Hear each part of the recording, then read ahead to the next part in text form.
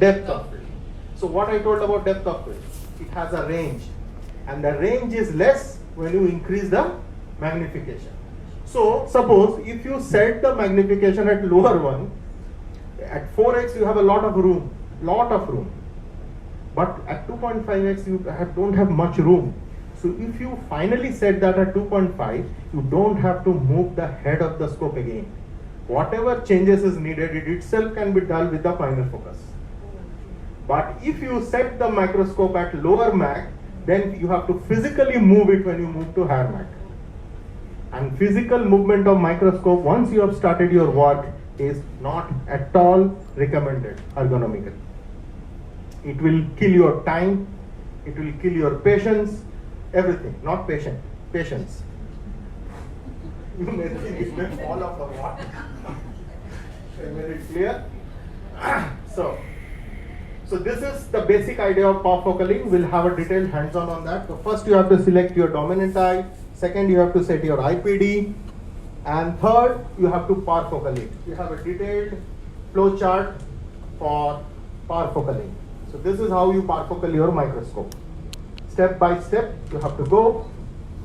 First is position the patient. It's very important. Position the patient, when I say, it's you have to decide which tooth are you operating on. It's very important. Okay?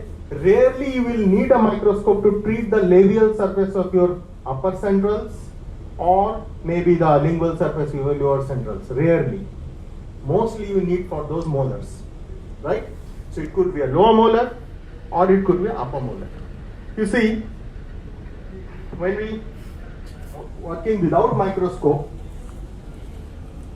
working on the upper molar is difficult, lower molar is easy, right? Without microscope. Everyone loves 4.6, 3.6. Nobody likes 1.6, 2.6. But when I say microscope, 1.6 and 2.6 is easy compared to 3.6 and 4.6. Believe it, when you start working, you'll understand. It's very easy. Aligning yourself and your movements, as because there is a folding of the light path. So if you are going right, you may think that in the microscope it may go left, but it doesn't go left. It may go up and down also. Clueless. So that habit is a major thing when you work with microscope. So this is very important. So at least for position of the patient, if you are working on the lower molar, your chair should be a bit, like when you are working the lower molar, it should be completely supine. Anti-Trendelenburg position, complete. The position that you prefer in syncope. Complete. It should be extended. The head should be, neck should be extended like this. Why? I'm telling you, why? The logic comes here, very simple. Your microscope is straight, fine, and you take your mirror. So the plane of the mirror should be as flat as possible with the objective. Got it? No? As parallel as possible. Straight. The face of the mirror should be like this. In the patient, you are sitting like this, the face of the mirror should be upward. As you make it more angled, you will see a lesser view. More flat, you will see a more clear image. So if you want to see this flat, your tooth should be like this. That is the reason you should make it anti-Trendelenburg position, more extended, completely extended. Now here comes the risk. 4x, 6x, fine. You are working at say 16x. How much area you see? Less than 20 mm. Right? 2 teeth maximum. 25x, you don't even see the tongue.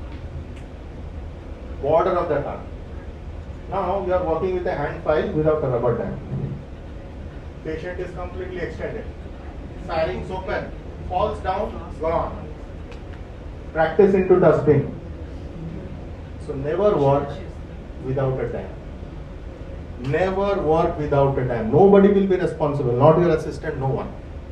You have to be. So if you are working in magnification microscope and you want to work in higher max, even the retrieved file may fall back. whatever file retrieval you're doing, never do it in without a time. That may fall back directly into pharynx. You can't retrieve. Suppose the patient is sitting or doing it, falls back, you can pull it back. But here it is very dangerous position. So clinical implication. For maxilla, you can have the head straight, not antitendal work, straight or maybe 1 or 2 degrees supine. Why? It's angled. The maxilla is angled.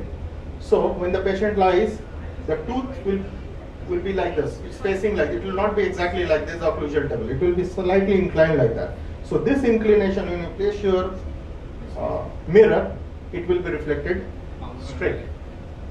Got it? So it's ulta of your non-microscope practice. Ma'am, please.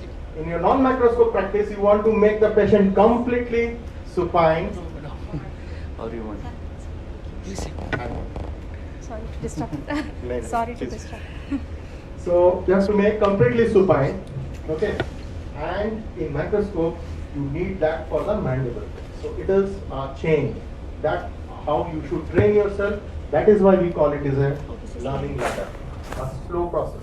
So patient positioning. So two major